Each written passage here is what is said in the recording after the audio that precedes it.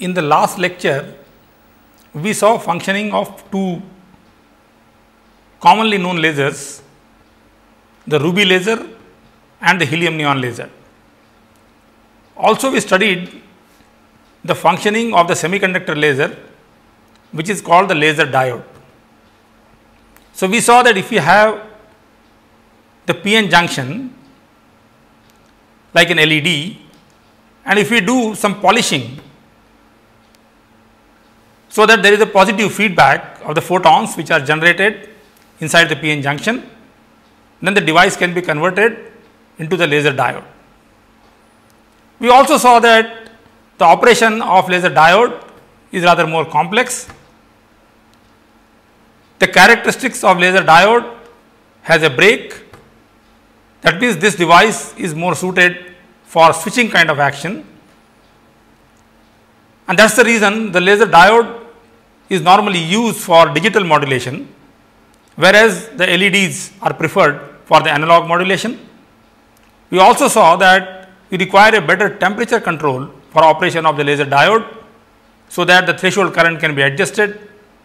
And then we also saw the different time scales involved, like the spontaneous lifetime of the carriers, stimulated lifetime of the carriers, and the photon lifetime, which essentially has effect on the rate of modulation which the device can undergo.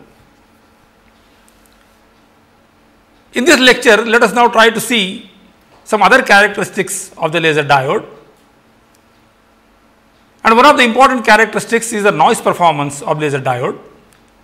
That means, when we get the light output from the lasers, the optical power does not remain absolutely steady.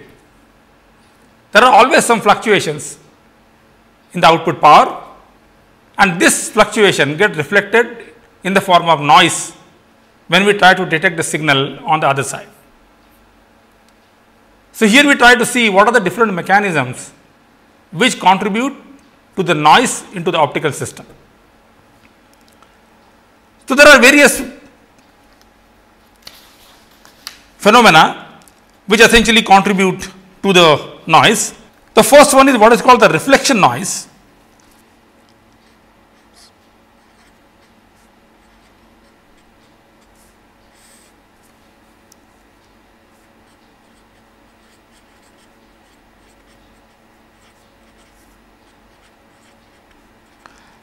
So, as the name suggests, this is something to do with the reflection of the signal.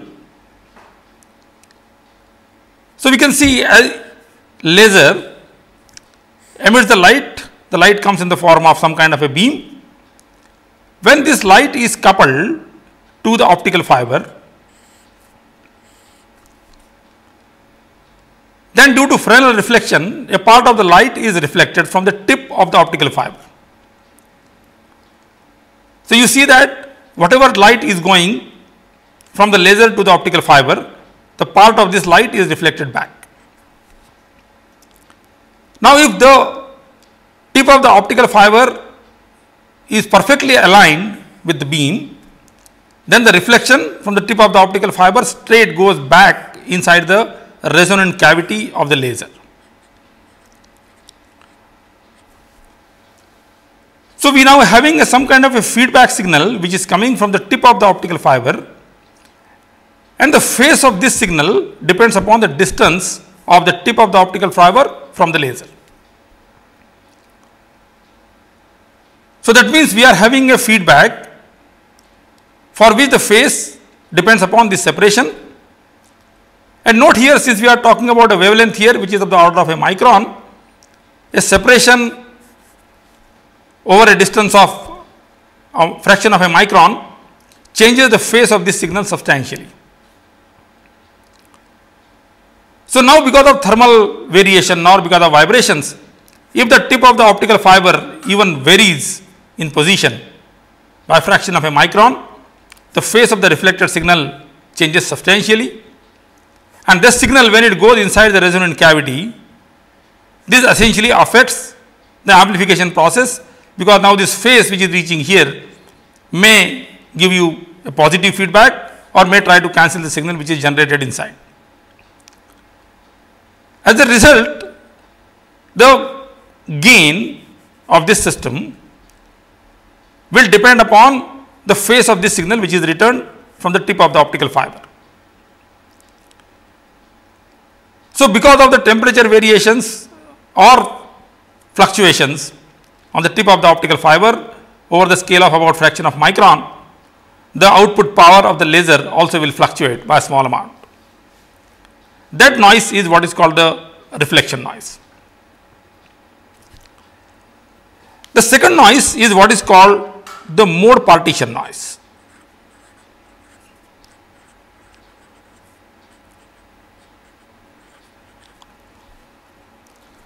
Now, we have seen that in a typical laser, there are many frequencies which get amplified.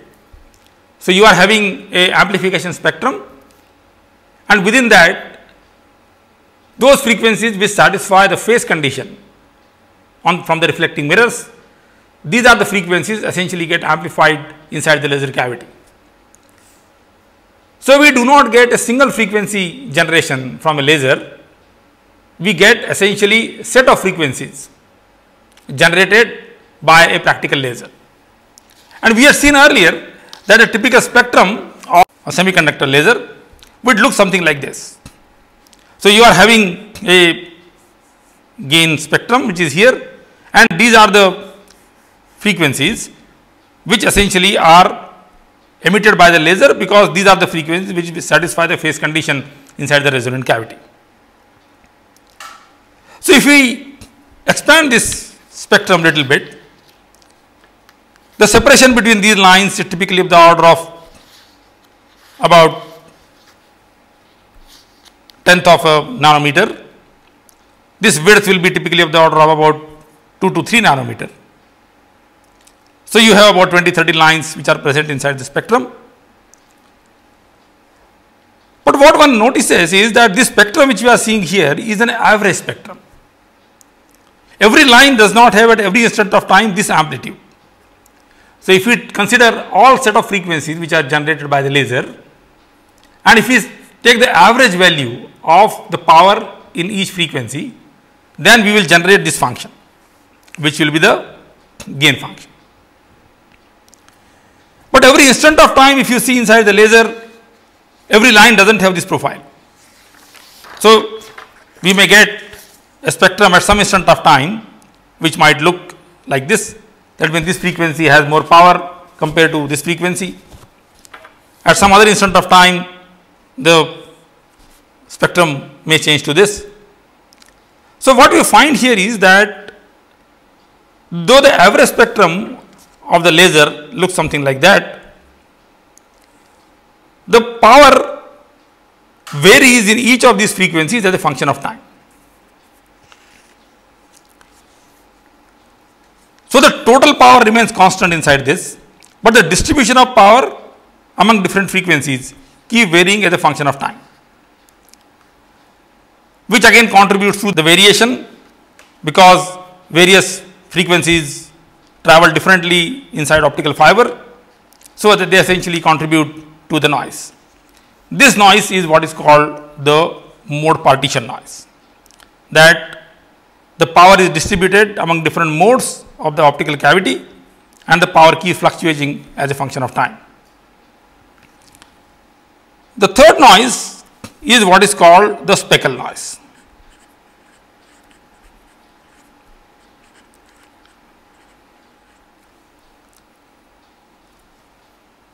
Now, since large number of frequencies are generated inside a laser, and when the laser is coupled to the optical fiber, all these frequencies essentially get guided inside the optical fiber,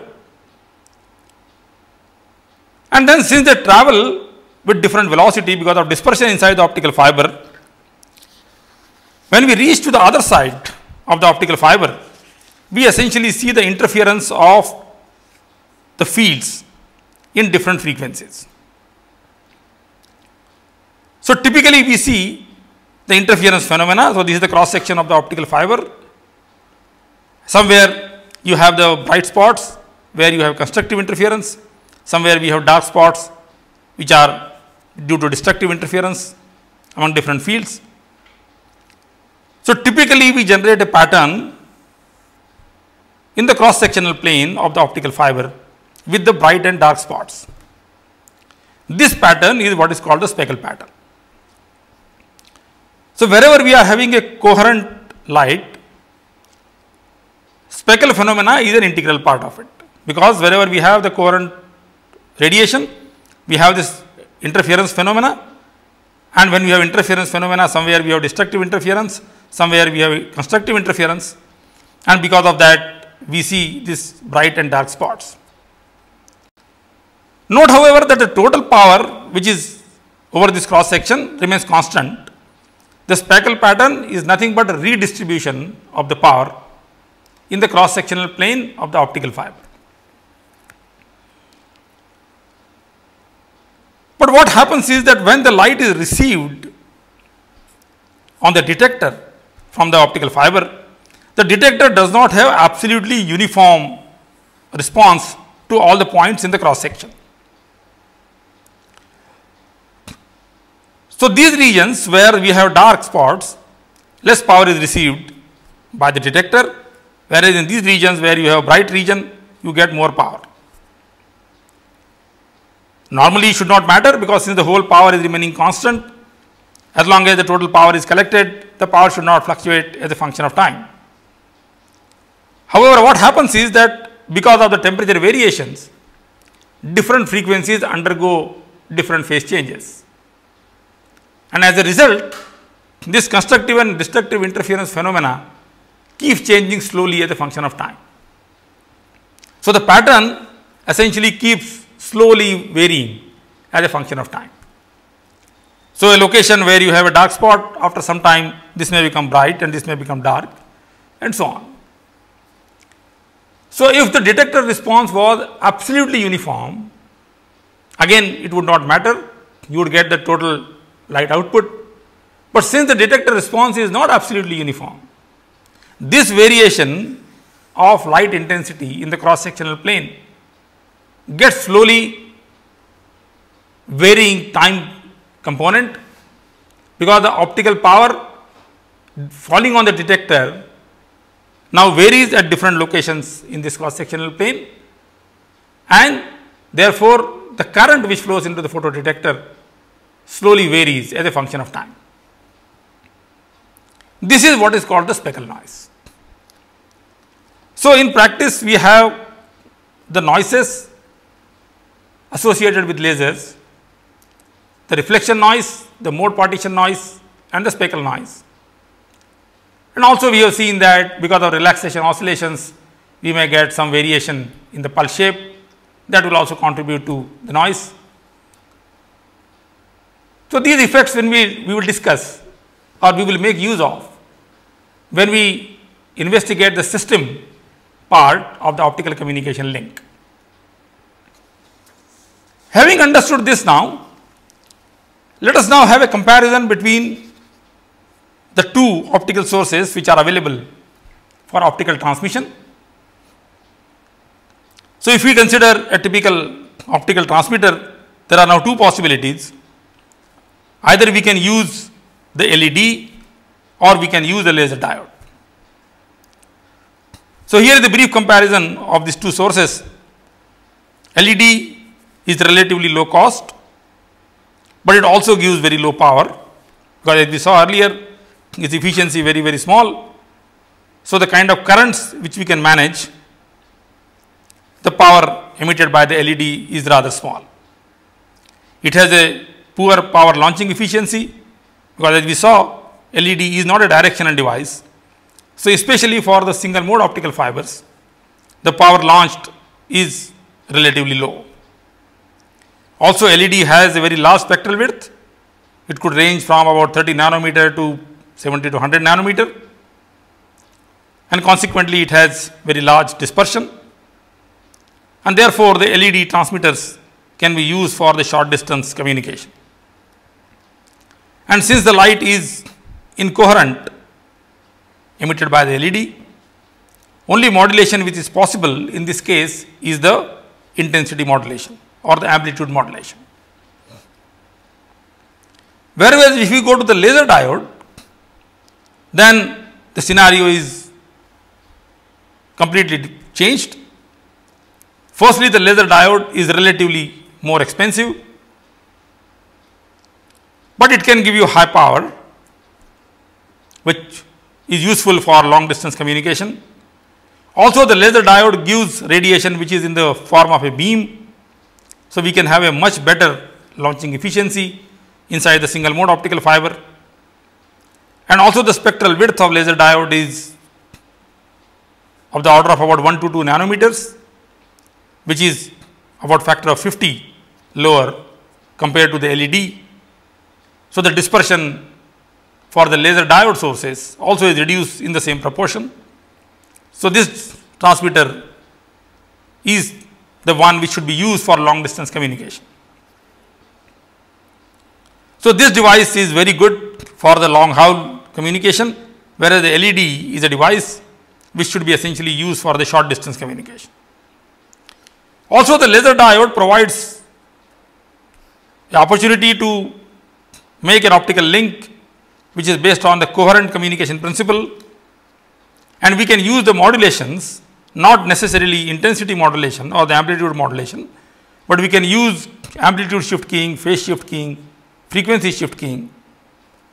All these are possible because now the spectral width of the source has become very small. And also, since the power is large, there are some interesting phenomena which are what are called the non-linear effects inside the optical fiber. They get induced and they can be used for variety of applications inside the optical communication. So, laser diode essentially opens up lot more applications compared to LED, but as we mentioned, LED being a linear device, whenever we talk about the analog modulation, LED is still a better choice, whereas for long distance digital communication, the laser diode will be the better device. As the time has progressed, one more thing which happened in the laser technology, and that is, though the spectral width of the typical laser diode is of the order of about 1 to 2 nanometers, still this spectral width is large, because now we are talking about the communication distances which are of the order of about thousands of kilometers. So, any device which can have a spectral width smaller is always preferred. So, from LED, when we went to laser diode, we could decrease the spectral width from about 30 nanometer or 50 nanometer to about 1 to 2 nanometer. But even 1 to 2 nanometer spectral width is large. So, what is now done is that the spectrum of the laser diode is further cleaned, means all these frequencies which are present here, if we create a mechanism by which only 1 or 2 frequencies of the spectrum are the one which are finally emitted by the laser diode, then we will have much purer spectrum or much narrower spectral width, and then that device would be far better for the long distance communication. So, in this case, as we have seen that the feedback is taking place by the mirrors which are on each side of the resonant cavity. So, essentially we are having a lumped feedback.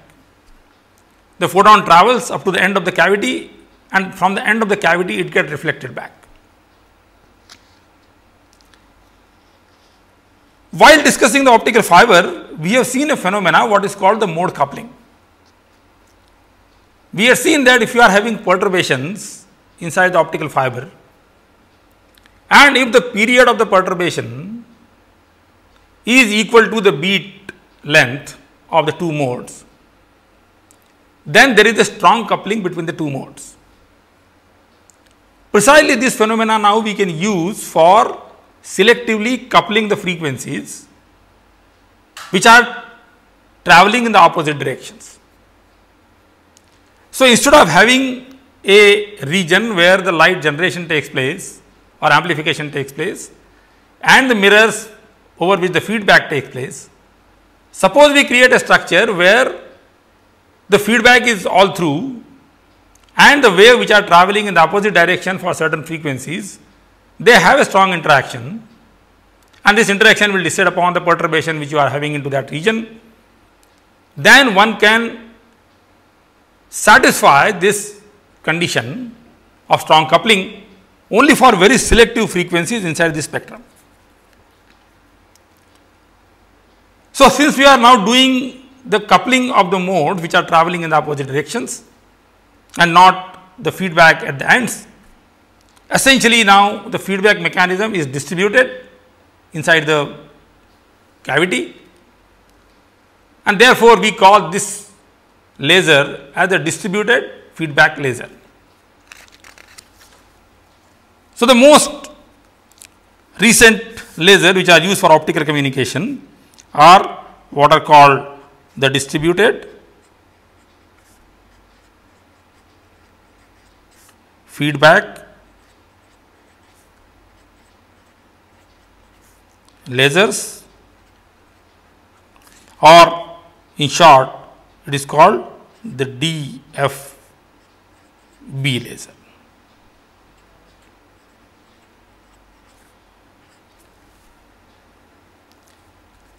So, as I mentioned, the idea here is as follows. Initially, we had a region where the amplification was taking place. So, let us say now that active region does not have a flat surface like this, but it is having a variation which is something like that. So, we have two waves which are propagating in this direction, and both the waves are having, let us say, the phase constant beta. Then this perturbation period lambda, capital lambda. We will have a strong coupling between these two fields if the difference between the two propagation constant, and since they are traveling in the opposite direction, that will be equal to 2 beta, that will be equal to 2 pi divided by lambda. So, essentially what we get from here, that if 2 beta is equal to 2 pi divided by capital lambda, then these two modes will get very strongly coupled, or in other words, there will be a feedback from these two modes from one to another. So, now from here essentially we can find out the wavelength for which there will be a strong coupling. So, out of these frequencies which are supported by the intrinsic gain function of your laser diode, if we create this perturbation inside the PN junction, then only very few frequencies essentially would satisfy this condition, the feedback condition of the distributed nature. And therefore, the whole spectrum now will not show amplification, but very few lines in this will show amplification. So, by proper choice, if I make sure that only this line shows amplification, or then next one line will be this will show amplification and this will show amplification. Essentially, I have created only a single line generated by the laser. So, instead of a spectrum which was originally generating a lot of lines, now the spectrum which will be created by the laser may look something like this.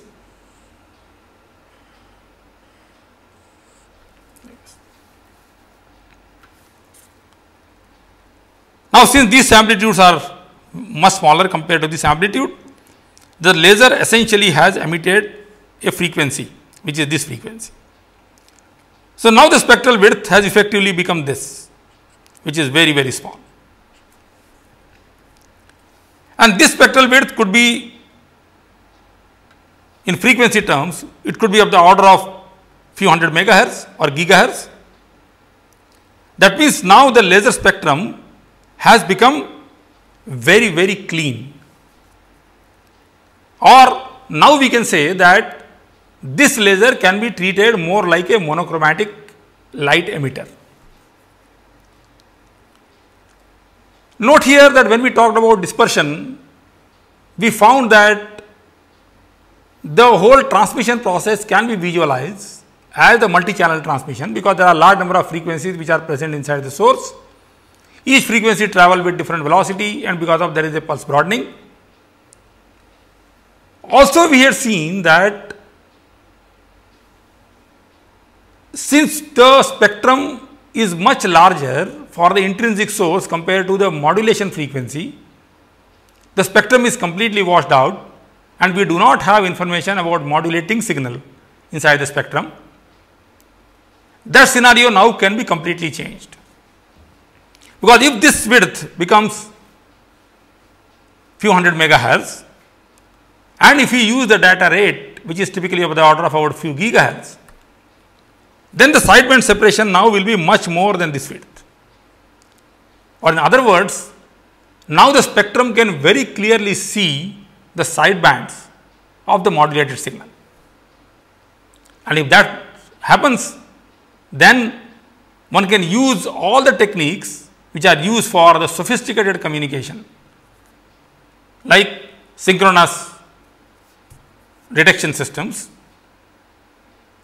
coherent detection systems. They all can be employed now because the spectrum of the modulated signal is clearly visible. So, in fact, the DFB laser has changed the scenario of high speed optical communication completely, because now we do not have to treat this is just like a source of power generation. We can actually employ all the sophisticated communication techniques to improve the performance of the optical communication. So, DFB laser is one of the very important component which has emerged in last decade, which has made the long distance communication possible with all sophisticated techniques employed in the transmission of the information. So, this essentially completes the discussion on the optical sources. So, let us take a recap what we have discussed up till now in the sources. Right from the beginning, we identified the characteristics which you are looking for in optical source. We saw that for optical communication, the good source should have as low a spectral width as possible from dispersion point of view, and it should be efficient, so that the light can be generated and guided effectively inside the optical fiber. We also saw that among various possibilities, the semiconductor based devices are preferred because they have a better integration capability with the electronic circuitry. With that, essentially we went to the semiconductor based device, what is called the PN junction. And in original form, the PN junction is what is called the light emitting diode. We identified the materials which are what are called the direct band gap materials. If you create a PN junction out of it, and if you have a forward bias, the electron holes will recombine and the light will get generated. And intrinsically, the light is incoherent, because when the photon is born, it does not have any history. So, you see the photons will start moving in different directions. Also, we have a very wide band of frequencies which are generated by LEDs. And then by using some innovative ideas, essentially we converted this LED into a device what is called laser diode, which can give a much better quality light from optical communication viewpoint. That means it could give the spectrum which was narrower compared to LED by a factor of 20 to 50, and also it could generate the power much more efficiently, and it could launch the power inside, especially the single mode optical fiber, much more efficiently. And then we saw the comparison between these two devices, and then we saw the special device which is improved version of the simple laser diode, what is called the distributed feedback laser diode, which has a spectral width much lesser compared to normal laser diode. And with this device, then one can employ all sophisticated modulation techniques which are spectrum based, and one does not have to depend only upon the amplitude modulation as we could do with LED. So, we can do the modulation which is amplitude shift keying or phase shift keying or frequency shift keying, and the communication system performance can be increased by orders of magnitude. With this understanding, now let us go to the other end of the optical fiber, where the light detection process takes place. So, as we have seen that the light generated by these optical sources or transmitters, they are guided inside the optical fiber. The light travels inside the optical fiber over hundreds of kilometers, and finally, when it reaches to the other end of the fiber, this again has to be converted back into the electronic form. So, now we are looking for a process which is the opposite process of the light generation, that is, we have light and we want to get now the electric current or the voltage which is related to the light which is coming from an optical fiber. So, before we get into this, let us first sort of characterize, or let us spell out what are the characteristics we are looking for this device. So, firstly, this device is we call as the photo detector, that is the device which detects the light, that means it converts the optical signal into the electrical current. So, the photo detector is a device which converts optical signal into the electrical current.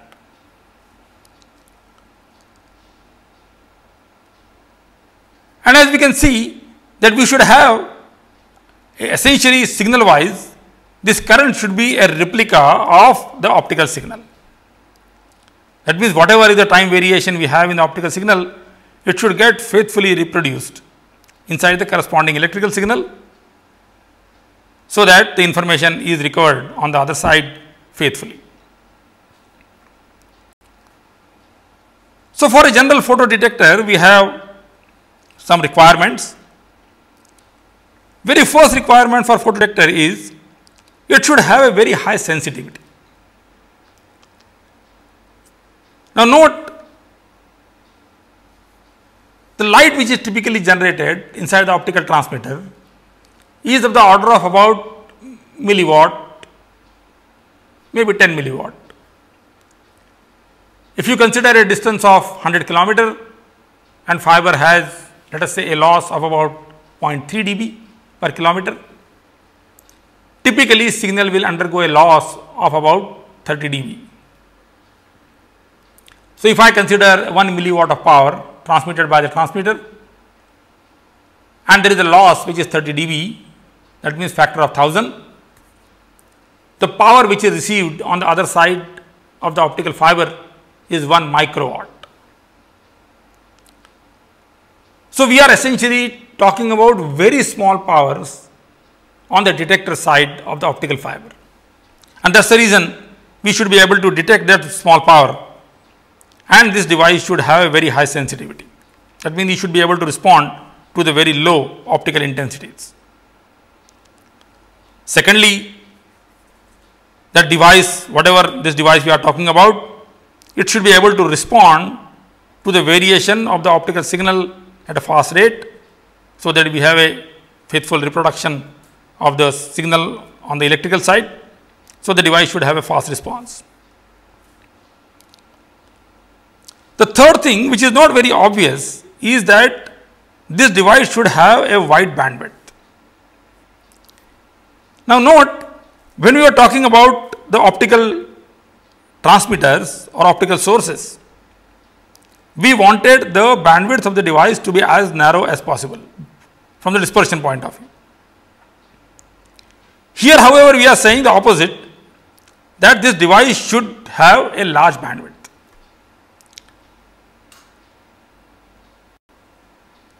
The reason for this is that once the detector is connected to the optical fiber, it essentially is going to respond to the light which is emerging from the optical fiber. So, since other light is not present there, whatever light comes from the optical fiber, that is the light which is detected by the detector. So, on transmitter side we had a requirement for narrow spectral width, because the dispersion would be low if you take narrow spectral width, but for on the receiver side that requirement is not there. Secondly, suppose we change the wavelength on the transmitter side, since there is no frequency selectivity required greatly on the detector side, it will not be essential to change the detector if you change the transmitter. So, if you provide a detector which can respond to over a very wide band, then even if we change the transmitter wavelength or transmitter frequency, the same detector can be used.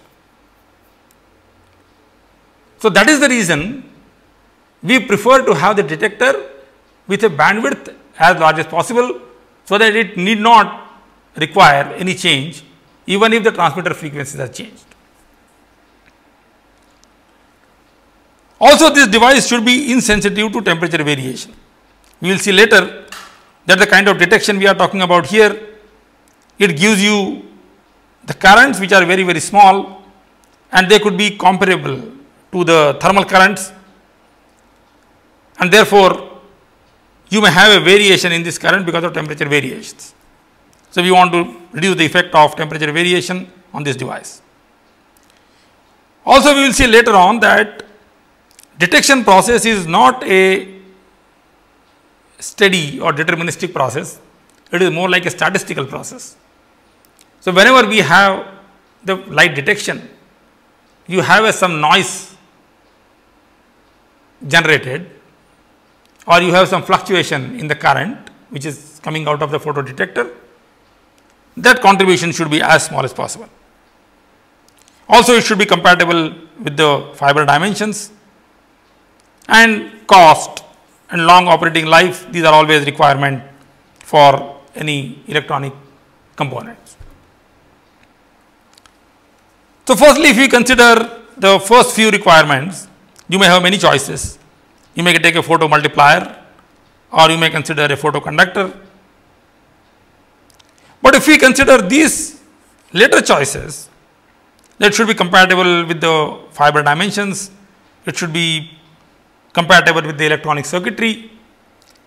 We again are guided by the semiconductor based devices, and then we get a device what is called the photodiode again. So, it is again a PN junction made of semiconducting material, and now this junction is used exactly for the reverse operation than what was happening in the LED. So, in the LED we were injecting the current, recombination was taking place, light was generating. Here what we want to do is, we want to absorb the light inside the semiconducting material, which will generate electron hole pairs. If we create a mechanism to collect the electron hole pairs, then we can have current, and this current characteristics will be related to the incident light. So, again it is interesting that the same PN junction now can be used for the photo detection also. So, here are certain characteristics of the materials which can be used for photo detection. So, what is shown here is the response of the photo detector as a function of wavelength. So, you see here This is the frequency response of silicon, and these are the longer wavelengths which fall in the forbidden gap of silicon material. So, these wavelengths cannot excite the silicon. So, essentially the process which we are talking about here is the absorption process. So, you are having a semiconducting material with certain band gap. When the light is incident, if the energy of the photon is greater than the band gap, then the electron will get excited, or you will have a recombination. So, since these frequencies or longer wavelengths correspond to the forbidden band gap of silicon, the silicon does not respond to these wavelengths. So, as we can see very easily that this material silicon cannot be used for detection of light, especially in that frequency range which is used for optical communication. Note, the optical communication is going to take place either in this band here, which is 1.3 micrometer, or 1.55 micrometer, which is somewhere here. Also, one should note here that for detection process you do not require material to be direct band gap. Even indirect band gap material is okay, because we are essentially looking for absorption of the photon. So, a material like germanium, it has a frequency response which covers this frequency band, a 1.3 micrometer or 1.55 micrometer. So, germanium is one of the possibilities for making optical detectors. The material, however, which is more useful is this ternary material, which is indium gallium arsenide. Firstly, its response is much more compared to germanium. Secondly, it has a reasonably wide bandwidth characteristics as we desire, so that in future whenever we try to use large number of wavelengths for transmission, the same detector can detect the light. So, you see this is the material which can sort of cover the frequencies going from almost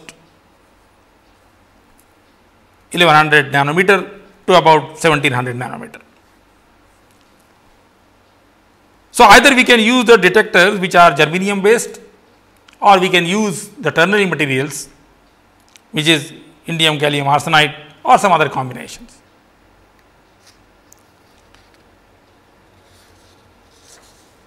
Having taken the material, then one can say that let us now ask how the light absorption is going to take place inside this.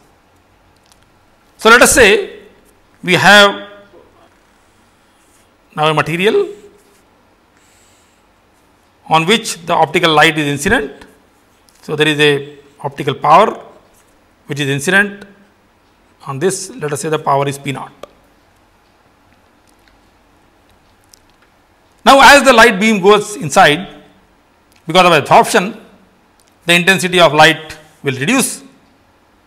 So, you have exponential decay of the beam as we go inside the material. So, this variation will be P0 e to the power minus alpha into x, where this is the x direction and this point is x equal to 0. So, let us say this is x equal to 0. Also note here that when the light beam is incident on this, you may have some power which is reflected from this point. So, let us say the reflection coefficient of this is some r. So, you will have the power reflected which is r into P naught.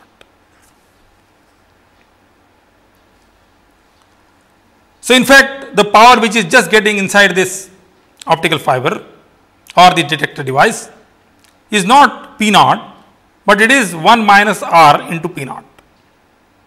So, we have to actually multiply this quantity by 1 minus r.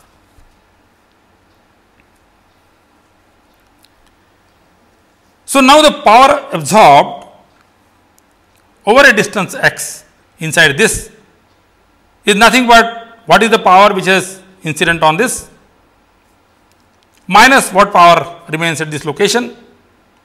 So, if you do all that, you will see that the total power absorbed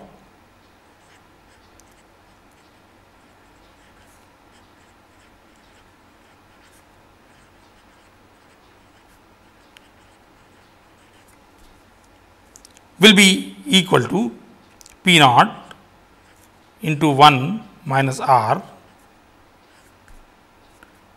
into 1 minus e to the power minus alpha into x. That is the power absorption which has taken place inside this region. So, now if I divide this power by the energy of the photon, I will get the number of photons per second. And if I could collect all these photons in the external circuitry,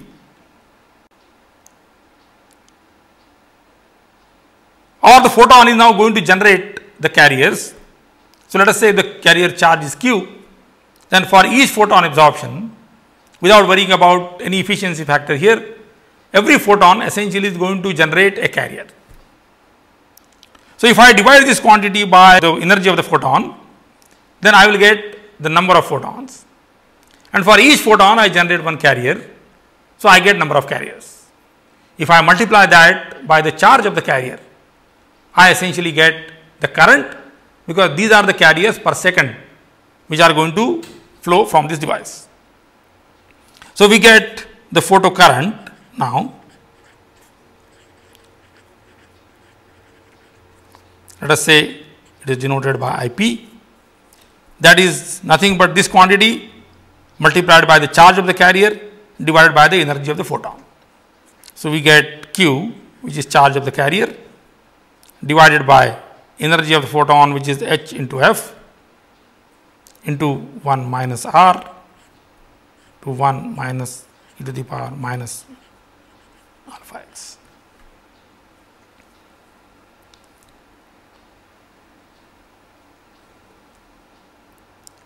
So, knowing this, now we can find out what is the photo current which can be generated, and if we consider now this quantity, of course, has to be multiplied by P naught.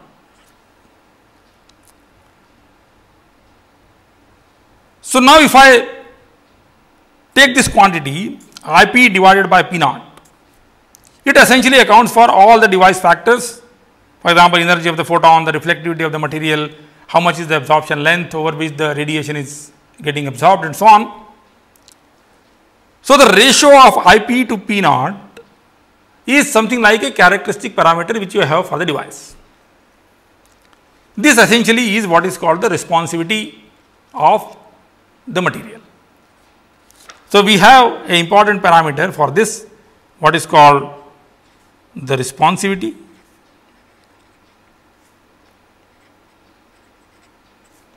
Let us say we denote this by R, that is equal to IP divided by P naught.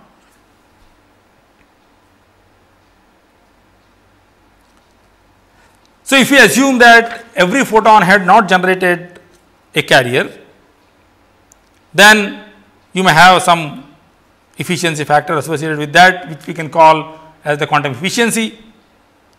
Then the ratio of IP to P naught will be that quantum efficiency multiplied by Q upon HF into 1 minus R into this quantity. So, a device now is essentially characterized by this, which takes into account all the factors, and as we can see, the unit for this will be some microamperes per microwatt. Though we can call this unit as the ampere per watt, normally we do not do that, we still call microampere per microwatt, because in photodetector the current which we deal with are typically microamperes, and the power for optical which we deal with is again typically of the order of about microwatts, especially on the receiver side. So, responsivity is given in terms of microampere per microwatt. So, this is one of the important parameters for a detector, and thus the quantity essentially is shown here in this plot. We have got here a responsivity which is ampere per watt, which is microampere per microwatt. So, you can see that here we are having almost like 1 microampere per microwatt of power generation for this. So, this parameter now would characterize the performance of a photodetector. So, germanium for example would have a typical efficiency of about 50% compared to what you would get from the indium gallium arsenide. So, this device is much more sensitive compared to this device. Once we do this, then now the carriers are generated, and now these carriers are to be collected, and for that essentially we create a device which is a junction, which is the PN junction. So, if we consider a simple PN junction, and then if the light is absorbed inside the PN junction, so light is absorbed here, so the photons are incident in this, electron hole pairs are generated in this some region here. If we apply a potential difference between these two, then these carriers will be collected on either side, and if you are having circuit connected externally, then these carriers will flow and we will have a current flow. So, that is the basic principle of the photodetector, that we should have a material which has a good absorption of light at the desired wavelengths, and once the carriers are generated, then these carriers are to be collected effectively and efficiently, so that there is a current flow in the external circuitry. And if you are having a one-to-one relationship between the current which is flowing in the external circuitry and the optical power which is incident, then essentially the information is efficiently converted from the optical to the electrical converter.